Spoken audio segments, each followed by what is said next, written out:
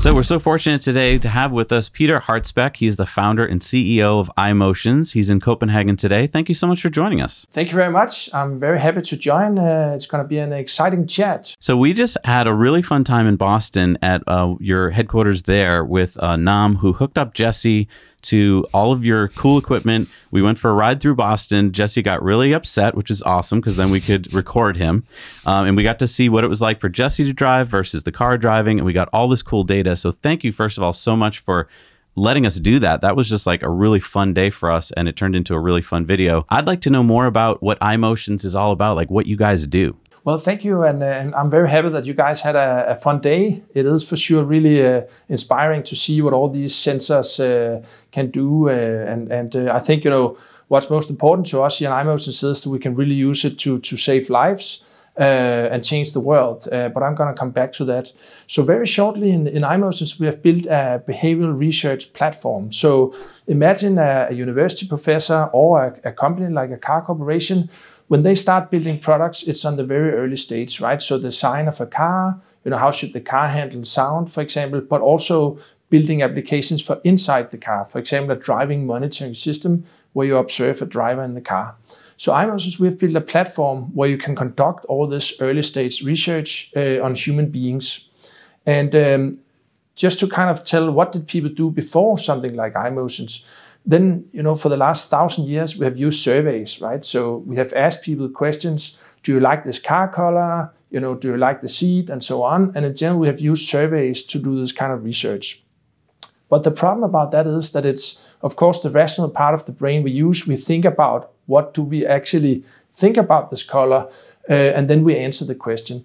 But really, what drives a lot of our decisions as human beings is emotional response. So maybe up to even 90% of decisions we take are based on the emotional response and not on rational thought processes. But there has been no way to measure this. So that is like very shortly what we're doing in iMotions. We have built a platform where you can measure emotional impact on the human being. And just to mention a couple of sensors that we work with, one thing that we do is eye tracking. So you can imagine you have a camera that observes your eye, and then we can measure down to basically the precision of the end of a fingernail, exactly what you look at. So if you imagine you have a screen, for example, we can see, do people look at the product? Do they look at the person? And so on. So really down to high precision. So that's eye tracking. The other general sensor that is used as part of our standard package is facial expression analysis. So the face is, of course, telling a lot of cues on how people they are feeling emotionally. So a smile, for example, brow furrow, measuring a lot of these reactions in the human's face is also a technology that we synchronize into the platform. And then what is called Galvanic skin response. Basically, it's the sweat conductivity, how much you sweat in your fingers. If you have to present, for example, to a larger audience, we've probably all tried to stand there and then we sweat a bit in the fingers. So that is called arousal. Basically, how aroused is the human being? That is an instant emotion reaction that none of us can control. So that's kind of the three main technologies we use in iMotions, but also for more advanced studies, we look deeper into the brain, where we can use, for example, what is called an EEG headset. Basically brain waves, what is happening inside the brain. There you can look at the frontal part of the brain, more like rational thought processes, the cognitive workload. You can also measure things in the visual system and the emotional impact that different things have. So that's where it becomes a little more scientific and hardcore to use, but the first three sensors is something that's being applied into a lot of areas today already. Now, I remember I used to live in California in the 90s, and I remember I'd walk down Hollywood Boulevard, and hey, do you want to come on in and see a Hollywood premiere? And I'd be like, yeah, free premiere. So you go in there, and then you'd get, I think, a little thing that you'd click on your armrest, and then you'd fill out a questionnaire when you were done. What's wrong with that? Why not just do it that way? I mean, weren't they getting pretty good data for me? That's a great question. So most of the large media companies, they actually to date still use this kind of technology. And it's called a dial, right? You can either have something that you screw, says now you don't like it, then or I dislike it, you turn it left, and if you like it, you turn it right. It could also be, as you say, you just click a button when there's something you like, and then you look at how many people clicked at this particular time during a new TV show or pilot, for example. But of course, it gives value, right? Because you get people to kind of, in an easy way, give feedback that is not verbal, right? Because sometimes people, they cannot verbalize what it is. So it definitely brings some degree of value. And since a lot of the media companies has built up a lot of benchmarks on this, they built benchmark over the last 50 years with dials, then of course there's still some of the answer that you get. But again, it's all rationalized. It is like you're thinking about, do I actually like it or not? And then you have also a delay in the reaction, right? And sometimes if you see something you like, but you feel that it's socially awkward to say that you like it, then you would of course not do it, right? So what you can do with these technologies is that you cannot really, control the arousal that you get inside. So basically, we will have a much more clear picture of what people they react to, right? And the other thing that's important here is that you can test on a lot of fewer people. So between 30 and 50 people within what you call a cell, let's say like females with a certain age group and so on, you can get a pretty good indication of how the reaction is. Whereas if you had to do the rational surveys and dials, you would need thousands of people for the same kind of answer, or at least part of the answer. But what are some of the other applications for this? Because, I mean, obviously, movies, and they've had the buttons for, since the 90s. But I've got to imagine, when I was driving around Boston, I had what was a lot of sensors, like a lot of tech, but it didn't feel like that much tech. Like I was wearing a pair of glasses, which really didn't feel like anything more than glasses. And, I had something on my palm and some other parts on my body, but I wasn't really thinking about them most of the time. So what else can you extract with all this data that you can get? Yeah, I mean, so there's many exciting application areas. And in general, we in iMotions and also now part of Smarter Group is really driven by the larger vision of saving lives and do this for something good. And some of the near application areas to talk about is, for example, automotive. Now you did some research in the car, but imagine there's actually like 50 babies dying every year from being forgotten in the backseat of the car. So these new applications we work with, they can actually observe how many people there are in the car, the temperature and so on. So for example, the window could open by itself if there is a baby in the car, or at least alert also the driver if they have forgotten a baby, for example. That's called interior sensing systems. I'll come back to that. But for example, these applications inside the car that can help to save lives, break the cars faster, make sure people don't fall asleep behind the wheel, and so on and so on. So wait, you're talking about a system that isn't a study. You're talking about systems that would actually live in your car. Yes, exactly. And that's kind of the first. It started basically with eye tracking. And by 2025, there is a law now in EU that most new serial produced cars actually have to have a driving monitoring system. And that's basically, if you imagine in the rear mirror, there will be a camera observing the driver. It doesn't, know who it is. It's metadata flowing through, but kind of if people, the head posts begin to fall, you normally fall down a bit if you get tired and so on, but also if your eyes close, for example. Obviously, that's a bit late. There's 9 stages of drowsiness that you can figure out before that you actually close the eyes. But when you close the eyes, it's of course very quick that we need to have an alert, right? That will tell people hey, you need to take a break and so on. So that's the first really mass application within eye tracking that is talking millions of units, right? And as I said, it's by law now that has to be done.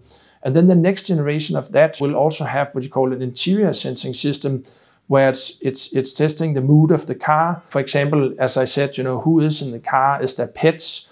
Babies that could be forgotten and so on. So it becomes a much more intelligent car that can hopefully help us to drive safer and save human lives. So another area that I think might be interesting is within healthcare. So the reason why I started this company was because my mother, she passed away from an accelerating Parkinson's disease called MSA. And there's not really any ways to diagnose that disease. To say it maybe a bit morbid, that you cannot figure it out until you have passed away and you kind of carve up the brain and then you can see you had that disease. So one of the things we are working on in iMotions and with some of our clients is to diagnose, for example, Parkinson's, Alzheimer's, autism, and so on, where we can combine all of these sensors to better understand human behavior. And I think that's a very exciting application area, because there will always be this issue about privacy, right? None of us want to be observed without knowing it. But let's say, could we give somebody 5 more years to live in by earlier finding out if you have Alzheimer's or Parkinson, for example, and be better at finding the disease, and then be better at making cures for these diseases? It will help the human mankind a lot. So I think that's a really exciting area for these kind of technologies. I've often wondered about that with companies like Teladoc popping up now, where more and more people are seeing doctors over the internet.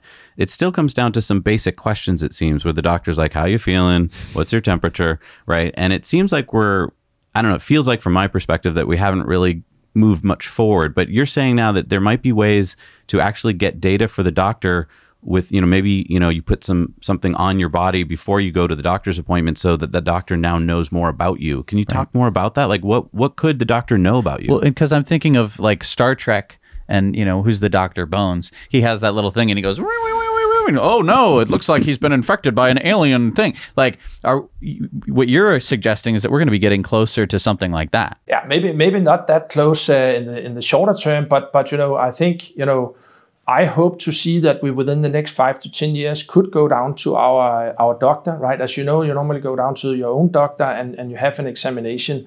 And I think what will happen is there you come down, and then you have some light sensors on, for example, this GSR, you put it on the wrist or on the fingers, and then you have a camera that observes you, and then you look at some images and videos that normally would elicit an emotional response. And that's what happens in a lot of these diseases, that basically the emotional centers, they dry out, for example, this with the Parkinson's. So basically you could see if there was an abnormal response to a stimuli that people would normally react a certain way to, right? So you can quickly pick these outliers, so to say, and make sure that they get a larger diagnosis or a larger treatment somehow to dig into if they actually have that disease. Another example could be post-traumatic stress on soldiers. Instead of they come back home, they get highly depressed, and a lot of people commit suicide. You could actually have a screening system that's out there in the front with the soldiers. When they come back from patrol, they can have a quick, video that they look at to see if some people, they, for example, have post-traumatic stress, and you don't have any emotional reactions due to all the experiences that you have had. So basically, I see this kind of screening system come with not too many years out. And I think that is the first really, really exciting start.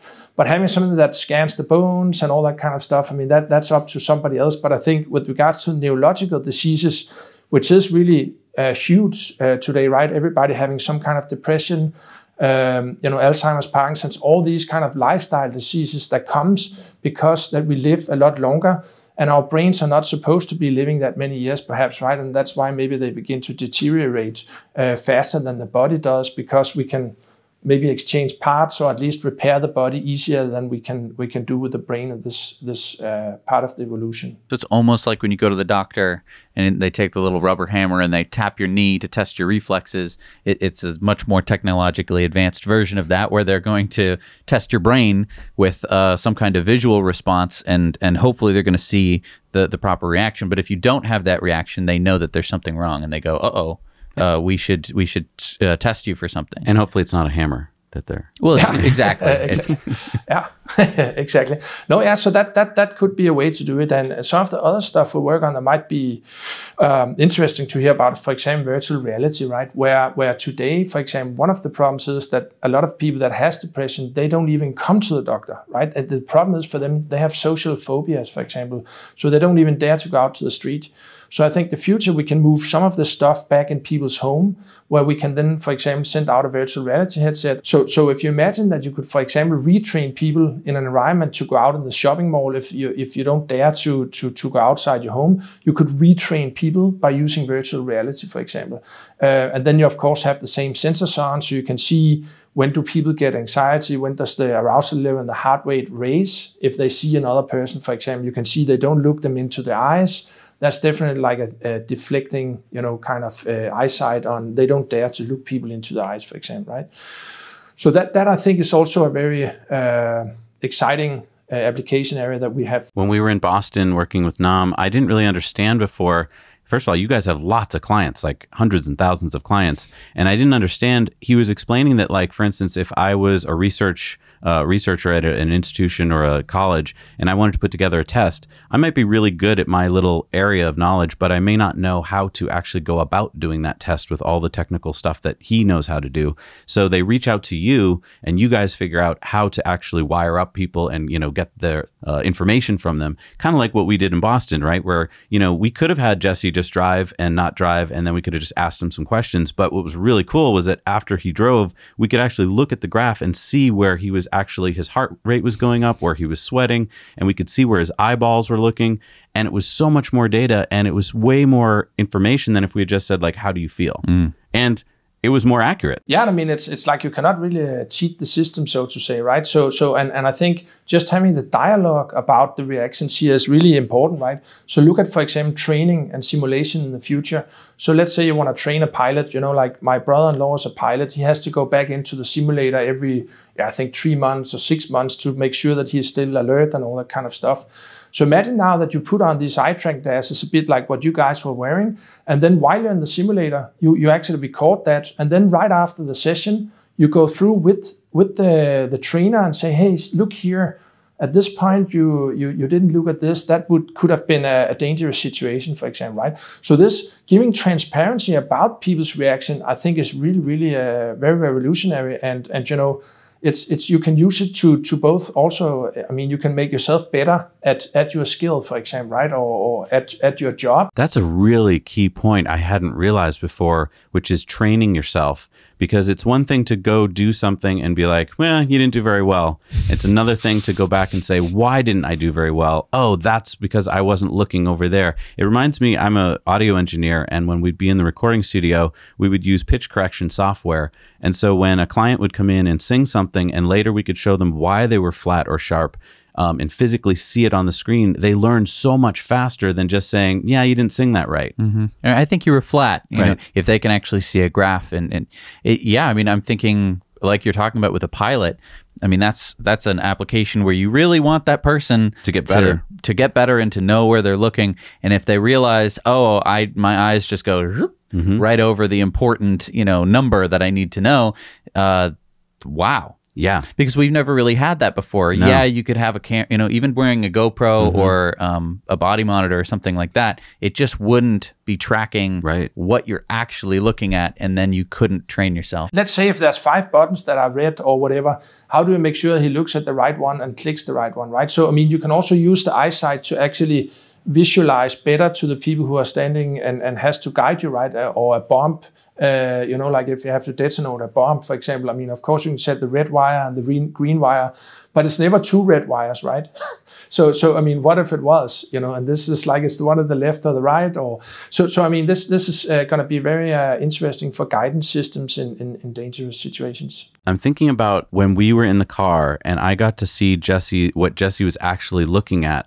It was shocking, actually, because you don't realize how much movement there is and where it's looking. And then when the car was driving him, his behavior changed because now he didn't have to look at certain things as much and he could scan more. But that's something you can't really, I don't know, even when you try and describe it to someone, it's hard because you don't really know where your eyeball's looking. But then later to see it like that is just so much more demonstrative. And it's funny, I have a case that we actually did at Stanford University many years ago. So Ole and I, who have been working on building up this company together in the States early on, we had a study with Mythbusters, as you may remember that program back in the day. And they wanted to bust a myth where you had handheld versus you can talk for freely on your phone, right?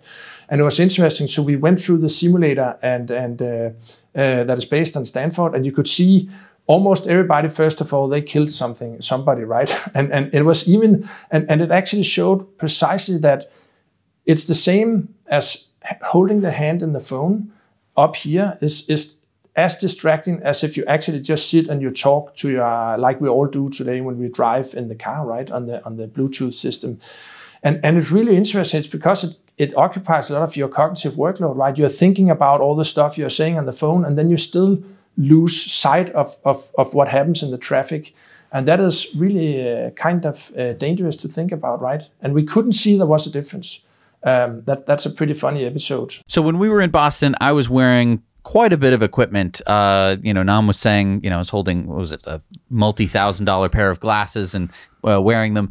Is there, as technology improves, is there ways to not have to have all of this expensive technology? Yeah, I mean, so and that's a very relevant point. I think we have kind of 3 different product lines, so to say. So our bread and butter for many years has been the research labs, right? The laboratories, universities, inside companies where have the more high-end equipment for very high precision data collection on fewer respondents, right? So that's where people start.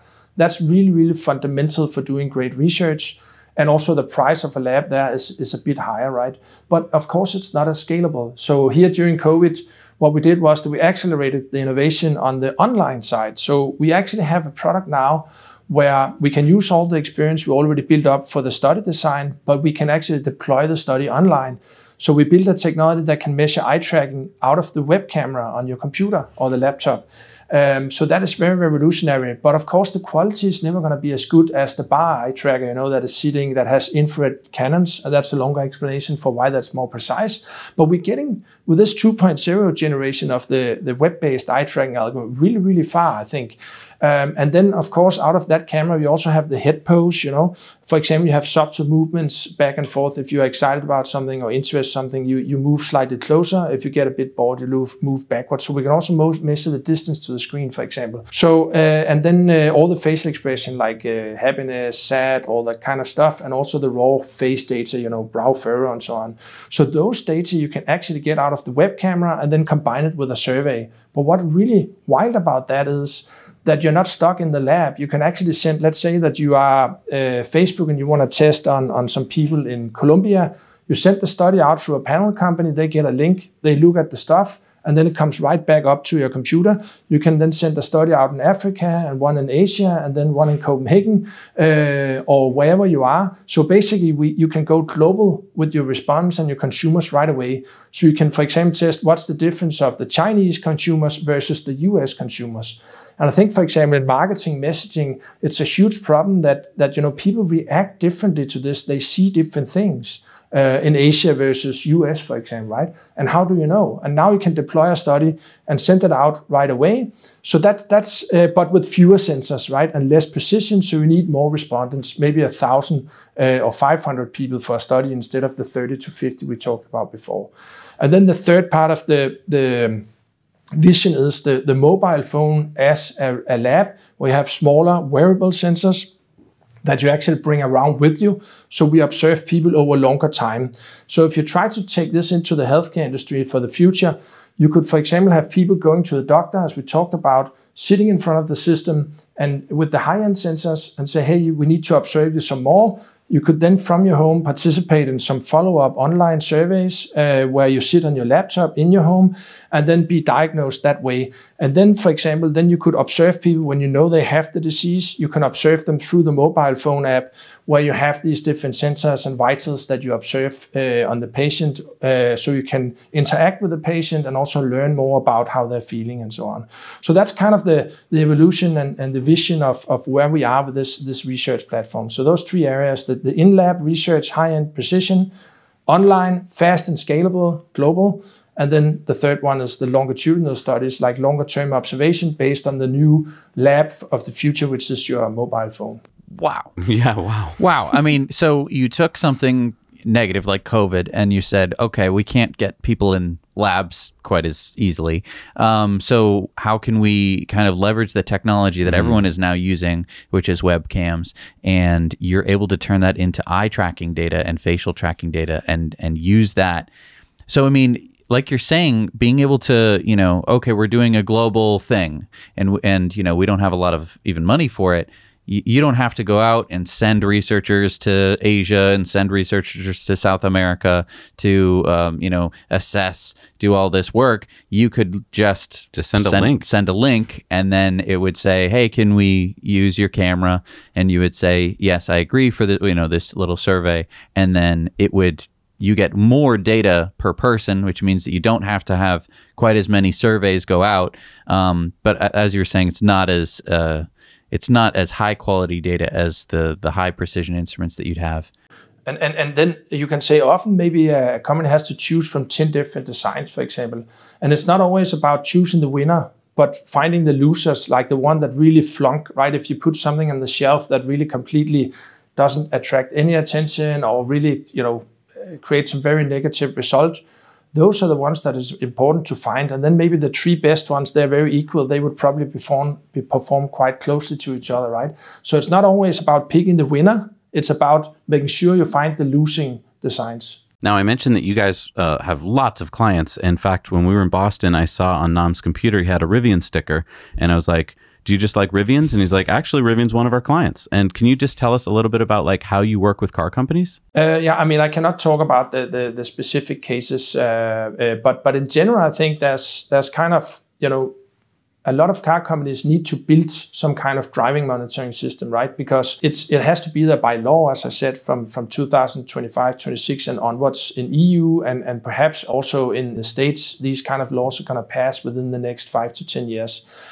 So all of these companies has a problem, and it is that eye track is not easy to do, right? It's something that we have worked on in the Smart Eye Group for 22 years. It's not just something you build very quickly. So obviously, a lot of these guys, they're either going to try to build it into the cars themselves, or they're going to try to find some vendors, OEMs, or tier 1 suppliers that can do it for them. So in that respect, I think a lot of these companies, they use our system to kind of learn what are we going to do strategically in the future serial produced cars, right?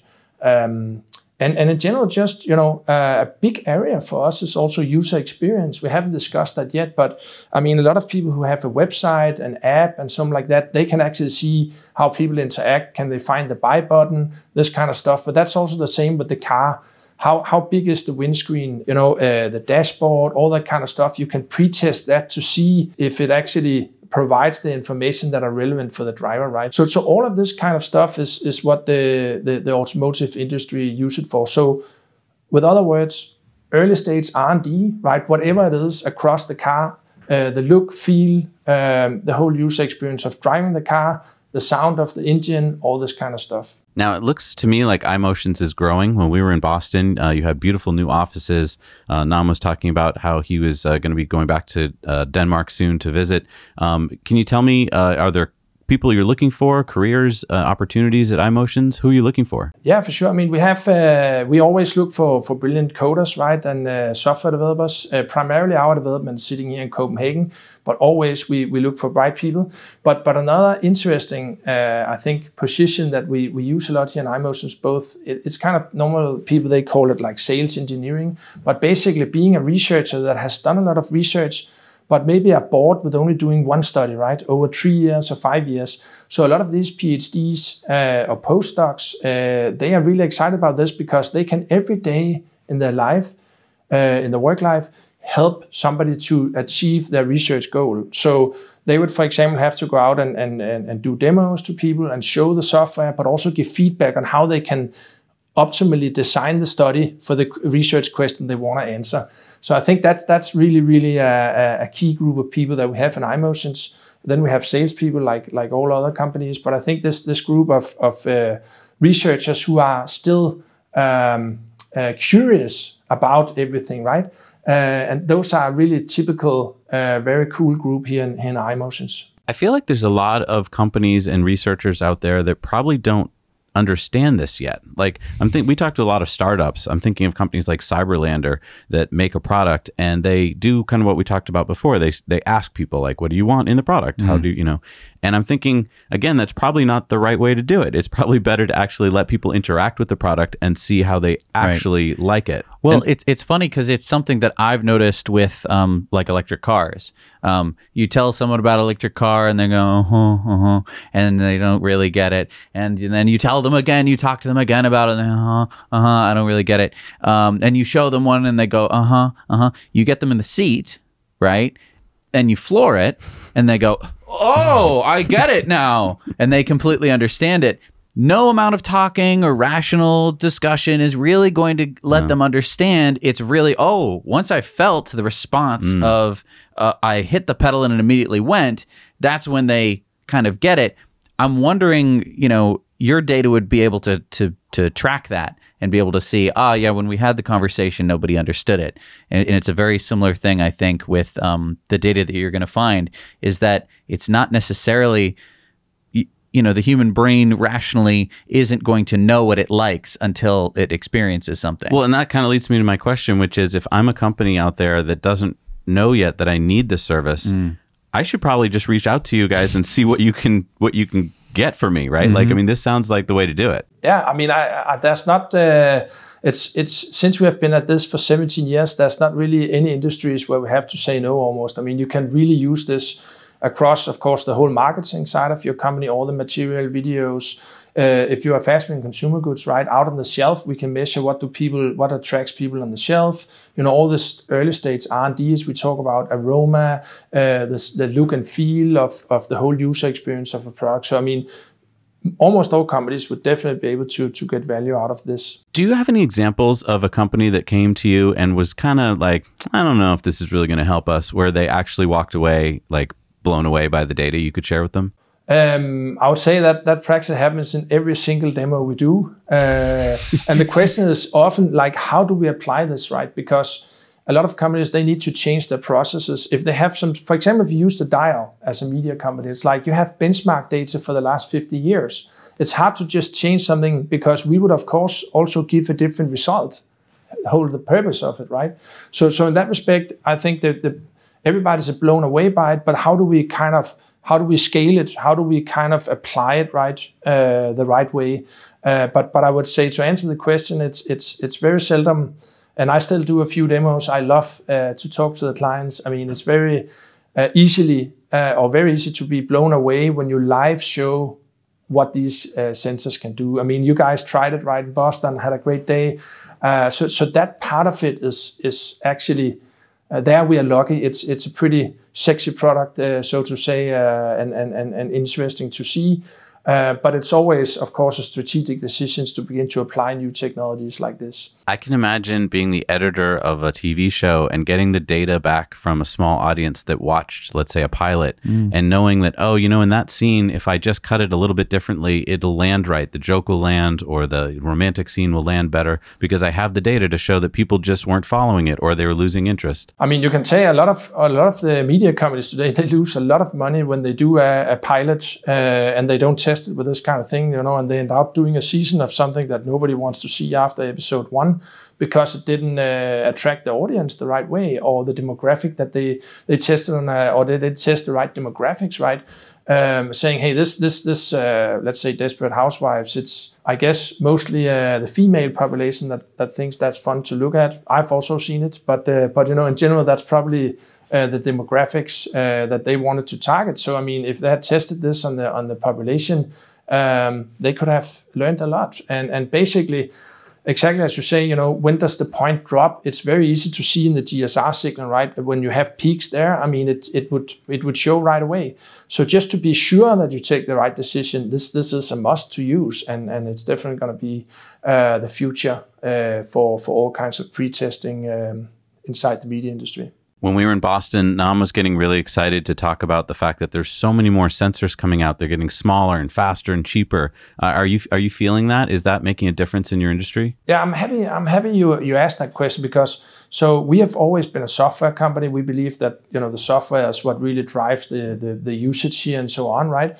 And the hardware devices are complex, and they have been very expensive. An eye tracker, they were like $40,000, $50,000 just like 5-10 years ago. You couldn't buy something cheaper than that. Now we are down to even $500 for some eye trackers, but like pretty decent quality is only $3,000 now. So for a company that's not that large an investment, now they can buy 10 systems or 20 systems instead of buying one, right? So obviously it can scale a lot more.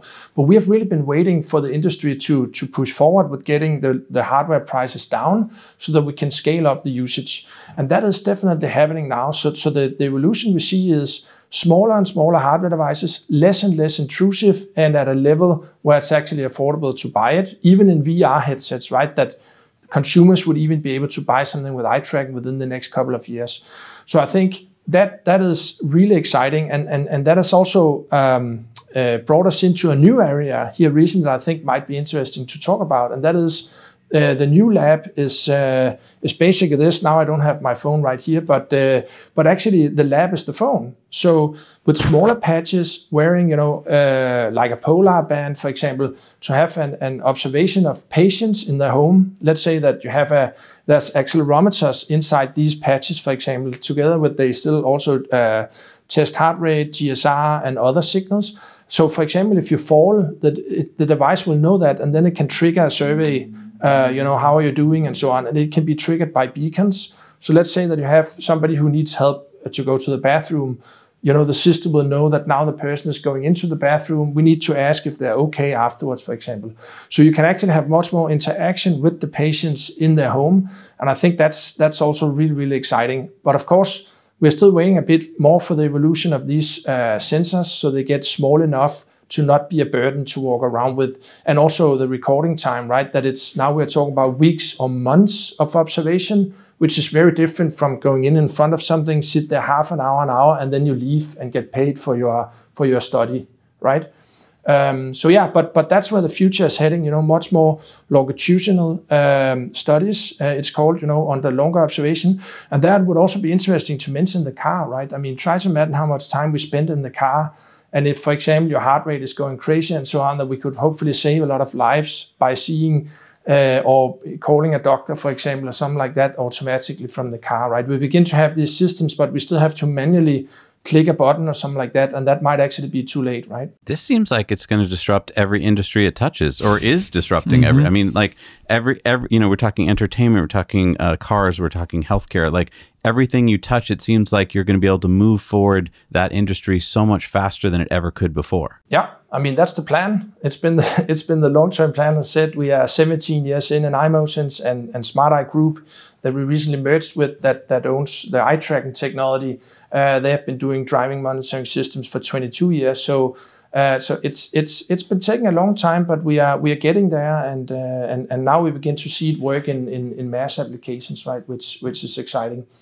Of course, I'm always worried about the privacy side of things, but at least all else equal, my goal is to create something that helps people and saves their lives, and not use the data for something that's intruding into your personal life. I'm so impressed that you've taken what is such an amazing technology and not just pigeonholed yourself into one particular industry.